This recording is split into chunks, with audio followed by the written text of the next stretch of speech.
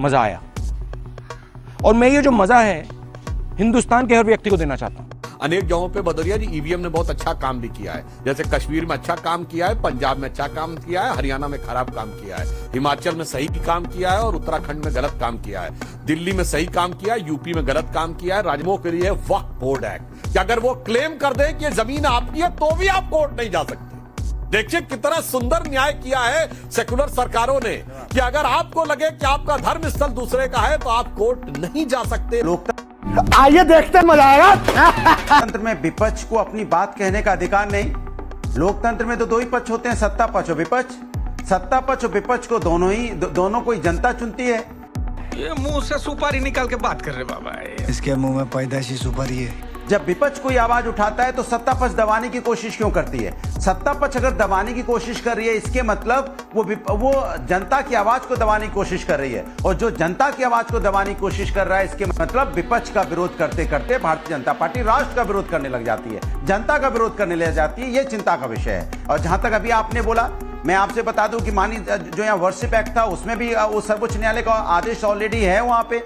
अगर मोहन भागवत जी की बात करने जाए तो उन्होंने बोला था कि भाई हर मस्जिद के नीचे आप क्यों शिवलिंग खोजते घूम रहे हो, ये भी तो उन्होंने बोला, तो कोई हमने तो नहीं बोला।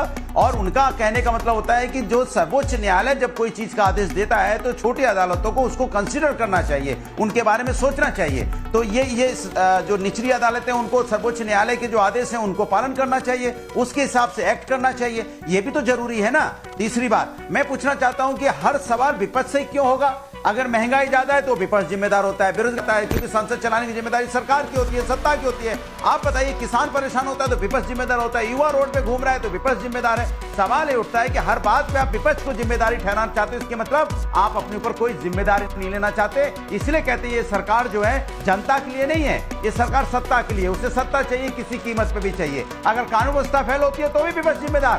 अरे मजेदार बात तो है नाविका जी, इस देश के अंदर में किसी भी प्रदेश में कानून व्यवस्था बनाए रखने की जिम्मेदारी उस प्रदेश की सरकार की होती है। अगर उस प्रदेश की सरकार कानून व्यवस्था बनाए रखने में फेल होती है तो विपक्ष की जिम्मेदारी, जैसे अभी संबल में हुआ, उसके पहले बेचारा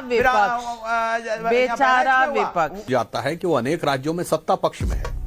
भदौरिया जी को याद दिलाना चाहता हूं, किसानों का आप सवाल उठाते हैं तो कर्नाटक में 1200 किसानों ने आत्महत्या की है, और जिसके ऊपर कर्नाटक के उप मुख्यमंत्री डीके शिव कुमार का इतना संवेदनहीन बयान है कि ये 1200 की 1200 आत्महत्याएं अपने निजी कारणों से हुई हैं, इनका किसान से कोई लेना देना नहीं। तो सत्ता पक्ष से सवाल पूछा है। यदि कर्नाटक के अंदर आप कांग्रेस सत्ता में है, कांग्रेस के एक नेता की बेटी नेहा हीरामत का कत्ल सरेआम हो जाता है और कर्नाटक का गृह मंत्री ये कहता है नहीं वो तो उनकी आपसी लड़ाई थी, इसको कोई मुद्दा नहीं बनाना चाहिए, तो सवाल होता है क्योंकि आप वहां सत्ता में हैं। इसीलिए अनेक जगहों पे जहां आप सत्ता में वहां उनसे सवाल पूछा जाता है। इस देश में ऐसा नहीं है कि सारी जगहों पर एक ही पार्टी की सरकार है, अनेक जगहों पे दूसरी पार्टी, क्योंकि अनेक जगहों पे भदौरिया जी ईवीएम ने बहुत अच्छा काम भी किया है। जैसे कश्मीर में अच्छा काम किया है, पंजाब में अच्छा काम किया है, हरियाणा में खराब काम किया है, हिमाचल में सही काम किया है और उत्तराखंड में गलत काम किया है, दिल्ली में सही काम किया है, यूपी में गलत काम किया है, राजस्थान में 2018 में सही काम किया, 2023 में गलत काम किया है। फिर देखिए ईवीएम ने गुजरात